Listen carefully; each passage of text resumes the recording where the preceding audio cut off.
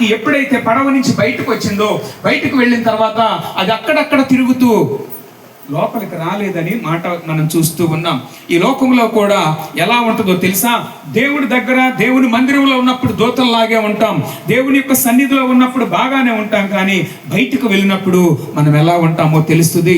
కాకి మాత్రం పడవలో ఉన్నప్పుడు బహు చక్కగా నటించింది, బయటికి వెళ్ళటం కూడా తెలియనట్టుగా ఉంది. కానీ బయటికి వెళ్ళినప్పుడు కాకి యొక్క మనస్తత్వం మారిపోయిందండి, తిరిగి రాలా. అరే పావురం కూడా తిరిగింది కదా, బయట అంతా చక్కెరలో కొట్టిందిగా, పావురం తిరిగి వచ్చింది, కాకి మాత్రం రాలా. ఈ రోజుల్లో చాలా మంది కాకిలాగే జీవిస్తున్నారు. కాకి అపవిత్రకి గుర్తని ఆ మాటలు మనం ధ్యానించాము. అది శవాల మీద వాలుతుందని, అక్కడ ఉన్నటువంటి వాటిని తింటూ ఉందని ఆ మాటను మనం చూస్తూ ఉన్నాం.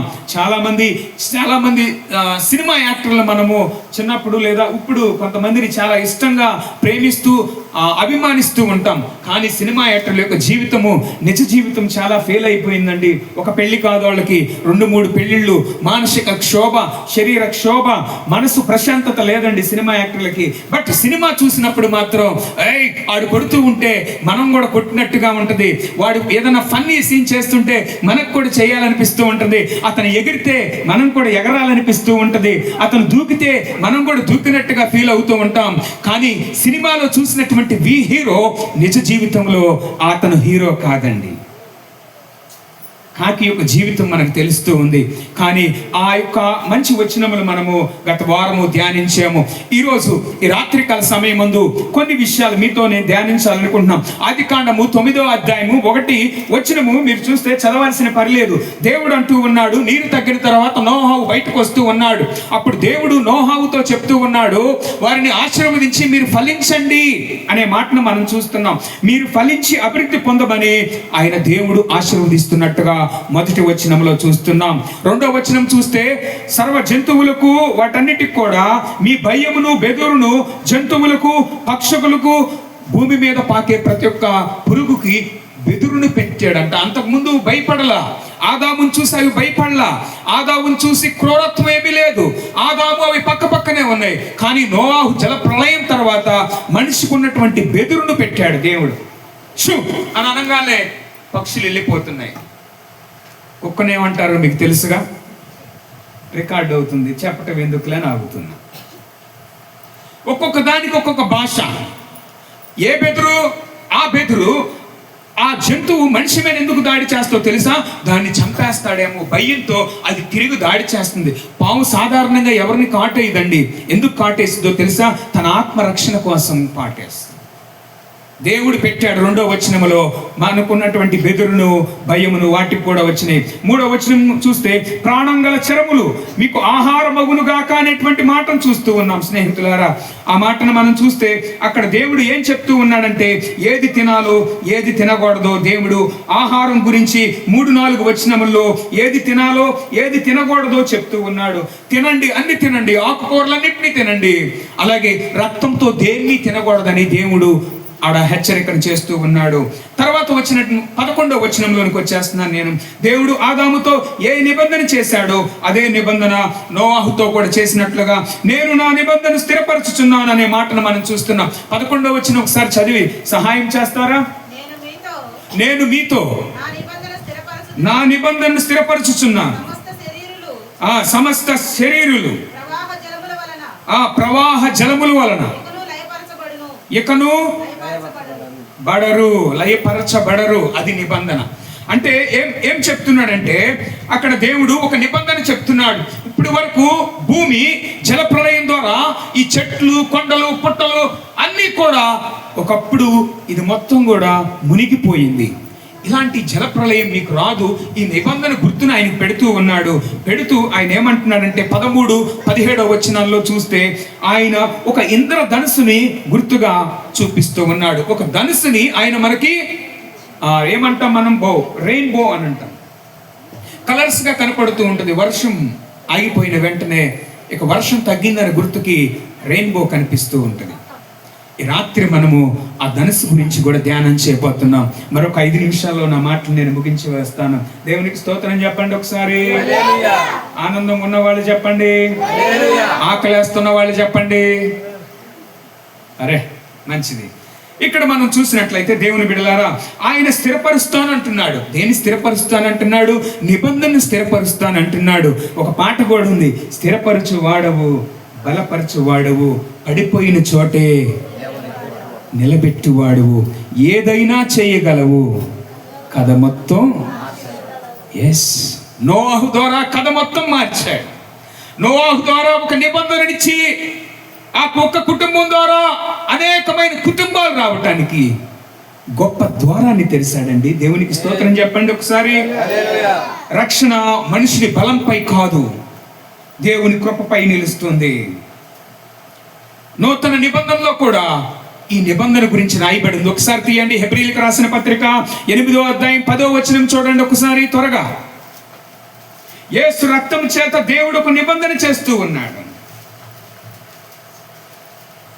చదువుతారా? హెబ్రీయులకు రాసిన పత్రిక. ఆ దినములైన తరువాత ఇశ్రాయేలు ఇంటి వారితో నేను చేయబోవు నిబంధన ఏదనగా, వారి మనస్సులో, ఎవరి మనసులో? మన మనసులో. చెప్పండి. వారి మనస్సులో ధర్మ విధులను ఉంచేదను, వారి హృదయముల మీద వాటిని రాయుదును, నేను వారికి దేవుడునై ఉండును, వారు నాకు ప్రజలై ఉండురు. దేవునికి స్తోత్రం చెప్పండి. ఇక్కడ మనకు చూస్తుంటే నూతన నిబంధనలో కూడా ఆయన మనకు చూపిస్తూ ఉన్నారు, యేసుక్రీస్తు ప్రభు వారు దేవుడుగా ఉంటారని. ఆయన మనకి ఒక ఓడలాగా కనిపిస్తూ ఉన్నాడు. నోవాహు ఓడ క్రీస్తు రక్షణకి సాదృశ్యంగా ఉంది.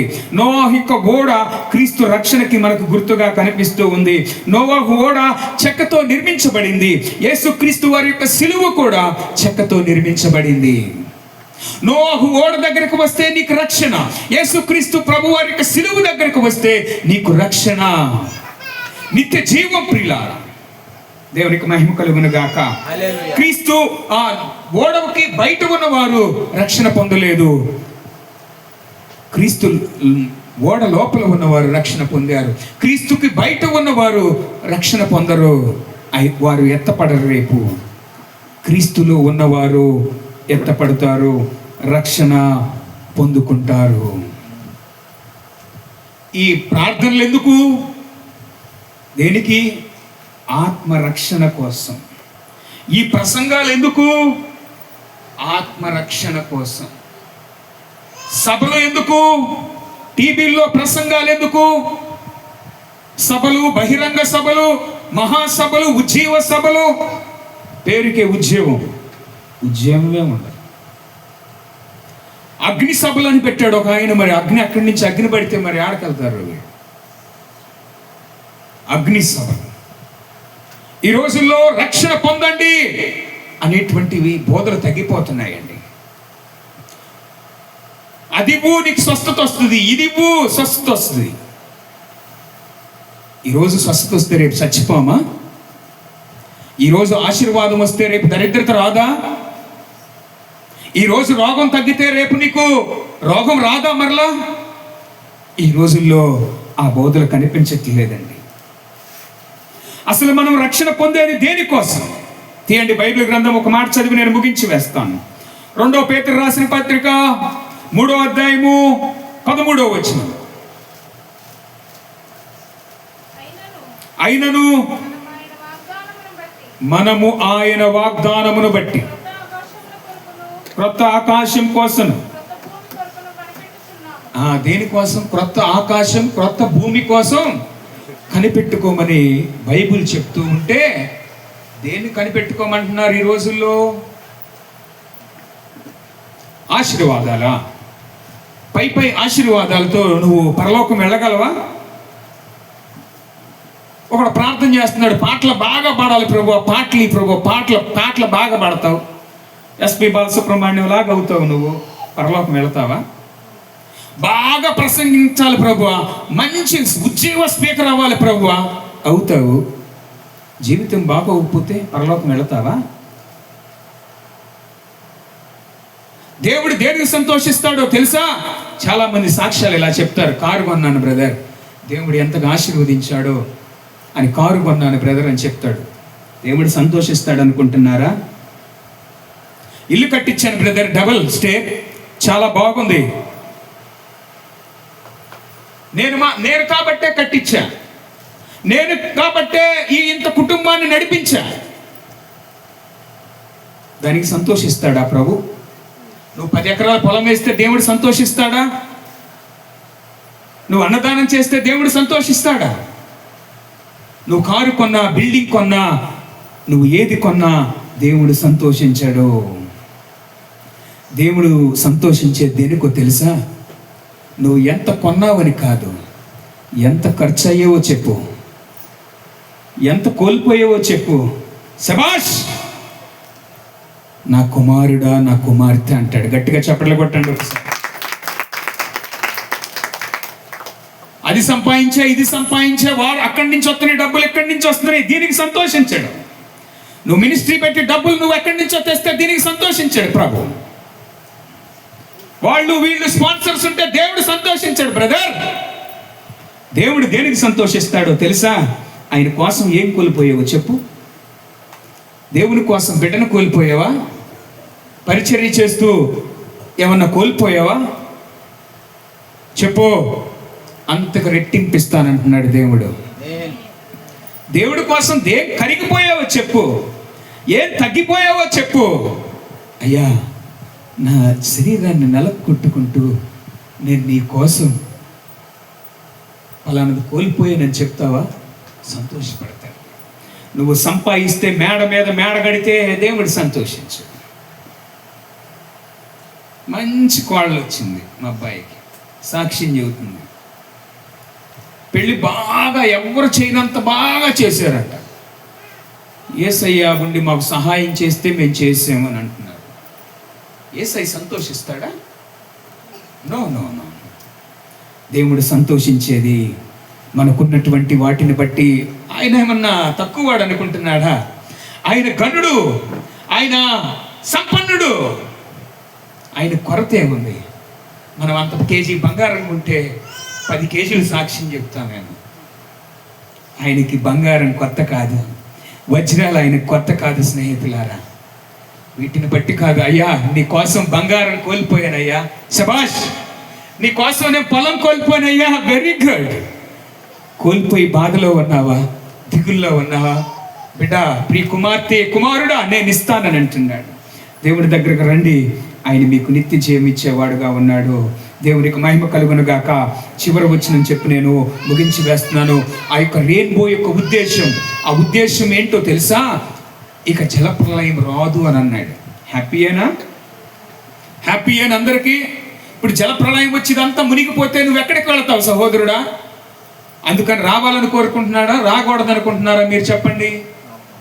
రావాలనుకున్న వాళ్ళు చేతులు ఎత్తండి, రాకూడదు అనుకున్న వాళ్ళు చేతులు ఎత్తండి.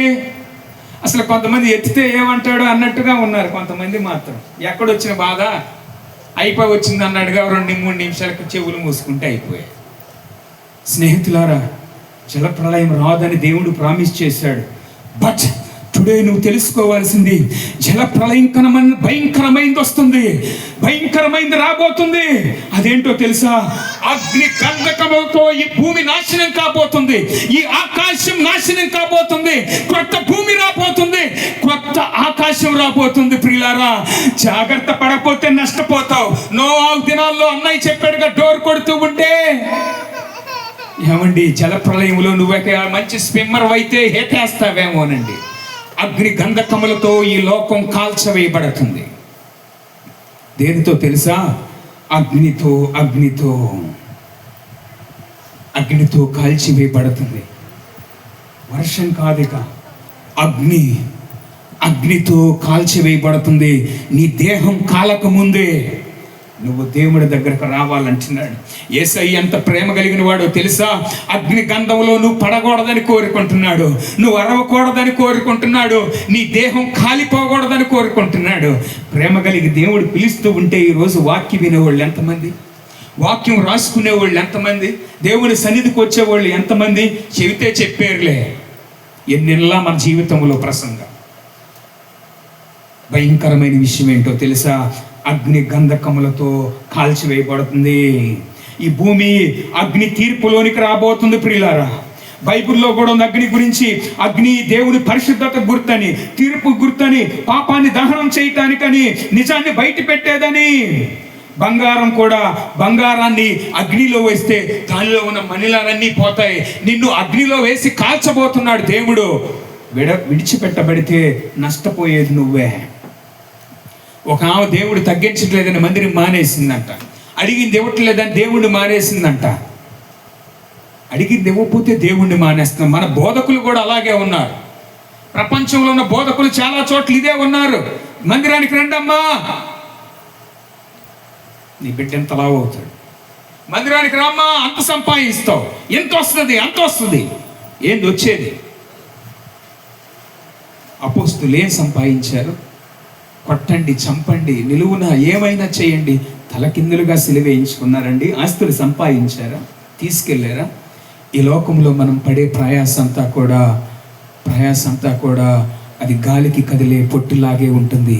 ఒక చిన్న మాట చెప్తానండి యేసయ్య ప్రేమ గురించి. ఆ మాట చెప్పి నేను ముగించి వేస్తానండి. ఒక బీటెక్ చదివే స్టూడెంట్ అండి ఒక చిన్న పాపను పాడు చేశాడండి. పాడు చేస్తారండి. ఆ ఊరిలో వాళ్ళు చూశారండి. చూసి వదిలేస్తారా? పిచ్చి కొట్టారండి. ఎట్ట కొట్టారో తెలుసా? తన దేహం అంతా రక్తసిక్తమైంది. తల్లి చూస్తూ ఉండండి. అయ్యో కొట్టొద్దయ్యా నా కొడుకుని, అయ్యో కొట్టొద్దయ్యా, చచ్చిపోతాడయ్యా అని తల్లి అరుస్తూ ఉందండి. విడిచిపెడతారా తల్లి అరుస్తుందని? విడిచిపెట్టలేదండి. తర్వాత పోలీస్ స్టేషన్కి పట్టించారు. పోలీస్ స్టేషన్ విడిచిపెట్టేస్తారా? వారి స్టైల్లో వాళ్ళు కొట్టారండి. నడవటానికి కూడా ఓపిక లేదండి. ఎట్ట అయిపోయాడండి. తల్లి బయటే ఉండే అరుస్తుందండి బిడ్డను రక్షించుకోవాలని. కానీ పిల్లవాడు పిచ్చిగా కొట్టేదలికి సోయి లేకుండా పడిపోతే హాస్పిటల్కి తీసుకెళ్లారండి. ఆ స్టూడెంట్ని హాస్పిటల్కి తీసుకెళ్తే ఇంత పాపం చేశాడని నర్సు చూసండి చెంపల మీద నర్సు అండి కొట్టిన దుర్మార్గుడా, ఎంత పాపం చేసావురా నువ్వు అని కొడుతుంటే అండి నర్సు అండి కిటికీలో నర్సు ఆడ కొడుతూ ఉంటే కన్న తల్లి కిటికీలో నుంచి చూసి, అమ్మా నా కొడుకుని కొట్టొద్దమ్మా, అయ్యా నా కొడుకుని కొట్టొద్దయ్యా. ఆ డాక్టర్ కూడా కొట్టారండి. కానీ ఆ తల్లి తన కొడుకుని రక్షించుకోలేకపోయింది. చచ్చిపోయే స్థితిలోనికి వస్తున్న కన్న ప్రేగు బంధం అక్కడ దాకి వెళ్ళిందండి. ప్రజల్ని వేడుకుంది, పోలీస్ స్టేషన్లో వేడుకుంది, హాస్పిటల్లో వేడుకుంది, కానీ తన కుమారుడిని రక్షించుకోలేకపోయింది. మన యేసుక్రీస్తు ప్రభువారు ఎక్కడ కావాలంటే అక్కడికి వస్తాడండి నీ కోసం. ఏ వాక్యం కావాలంటే ఆ వాక్యం నీకు ఇప్పిస్తాడండి. ఏ వచనం నీకు తగిలితే నీ మనసుకి, నీ హృదయానికి, నీ మారు మనసు పొందడానికి దగ్గరగా ఉంటుందో ఆ వాక్యాన్ని ఇస్తున్నాడండి. కానీ మనం హృదయం అనే కిటికీని తెరవట్లేదండి. హృదయంలో ఇంకా కఠినము, కల్ముషము, ద్వేషము, కక్షలు, పగలు ఈ పెట్టుకొని ఈ లోకాన్ని ఇంతటితో ముగిస్తే, ఒకవేళ విడిచిపెట్టిన వారి గుంపులో ఉంటే నీవు నీ కుటుంబమునకు నువ్వు ఒక నోవాహులాగా ఉండాలని దేవుడు కోరుకుంటున్నాడు. నీవు నీ కుటుంబానికి ఒక నోవాహులాగా, నీ గ్రామానికి ఒక నోవాహులాగా ఉండాలంటే, నీ భక్తి తుమ్మితే ఊడిపోయేలాగుంటే ఇంకెవరు రక్షిస్తారు చెప్పండి? యేసుక్రీస్తు ప్రభువారు నువ్వు నరకానికి వెళ్ళకూడదని, నీ కుటుంబం నరకానికి వెళ్ళకూడదని ఆయన కోరుకుంటున్నాడు. అగ్నిగంధములతో ఈ భూమి కాల్చివేయబడుతుంది కనుక ఆ రీతిగా మనం వెళ్ళకూడదని యేసై కోరుకుంటున్నాడు. ఒకవేళ యేసై యొక్క మాట నీ హృదయంలోనికి తగులుతూ ఉంటే తలలు వంచండి. ఒక చిన్న మాట నేను మీ అందరి కోసం ప్రార్థన చేస్తాను. తలలు వంచండి. దేవుని సన్నిధిది తలలు వంచటం, దేవునికి విధేయ చూపించుట. తలలు వంచాలి. ప్రతి ఒక్కరూ మాట్లాడుకోవద్దు. తలలు వంచుట, యేసైకి నువ్వు విధేయత చూపించుట. తలలు వంచాలి. కళ్ళు తెరిచి చూస్తున్నావంటే నువ్వు విధేయుడిగా ఉండలేదు, దేవునికి నామకార్థ భక్తికి చేస్తున్నావని. ప్రార్థన అనగా దేవునితో మాట్లాడుతా. యేసైతో మాట్లాడతావా? నీ యొక్క నీ జీవితము అగ్నిగుండంలోనికి వెళ్ళకూడదని ఈ రాత్రి యేసై పిలిచాడు. అయ్యా నేను పాపిని, నన్ను క్షమించు ప్రభువా అంటే చాలు. యేసయ్యా నన్ను క్షమించు ప్రభువా అంటే చాలు. ఆ దేవాతి దేవుడి రాత్రి నన్ను పిలుస్తూ ఉన్నాడు. నోవాహుకు నిబంధన ఇచ్చాడు. జలములతో ఈ భూమి నింపబడదు, కానీ అగ్నితో ఒకరోజు పోతూ ఉంది. ఇదంతా రక్షింపబడాలని నీకు ఆశ ఉంటే యేసయ్య అంటున్నాడు, వస్తావా? నీ జీవితాన్ని మారుస్తానంటున్నాడు. నీ జీవితాన్ని అనేక మందికి మాదిరిగా చేస్తానంట. పరిశుద్ధుడు అయిన తండ్రి, ఎంతమంది బిడ్డలైతే వారి హృదయంలో మిమ్మల్ని చేర్చుకుంటున్నారు అయ్యా. కాకి నటించింది ప్రభువా, పడవలో ఉన్నప్పుడు పడవలో ఉన్నట్టుగా చేసింది అయ్యా. బయటకు వచ్చినాక దాని బుద్ధి చూపించింది అయ్యా. అయ్యా, మేము మందిరంలో ఉన్నప్పుడు ఒకలాగా, బయట ఒకలాగా ఉండకూడదయ్యా. అలా ఉంటే నష్టపోతాం. మీ వాక్యం మాతో పిలుస్తూ ఉంది అయ్యా. మమ్మల్ని క్షమించండి. పావురం వల్లే మేము నాయన పరిశుద్ధత కలిగి జీవించటానికి కృప చూపించి, విధేయత కలిగి జీవించటానికి చూపించి, మా సంఘమును బట్టి వందనాలు చెల్లిస్తాం. మా సంఘమును దీవించండి నాయన. వచ్చిన బిడ్డలందరిని బట్టి వందనాలు చెల్లిస్తాం. సమస్త మహిమ ఘనత ప్రభావాలు మీకే చెల్లిస్తూ వాక్యం ద్వారా నాయన మేము బలపరచబడలాగా మా అందరి జీవితాల్లో కార్యము జరగటానికి కృప చూపించి, యేసుక్రీస్తు వారికి పరిశుద్ధమైన నామములో అడుగుతున్నాము తండ్రి. ఆమేన్. ఆమేన్. మీ అందరికి వందనములు. మరి ఒక ప్రత్యేకమైనటువంటి పాట పాడుచూ ఉండగా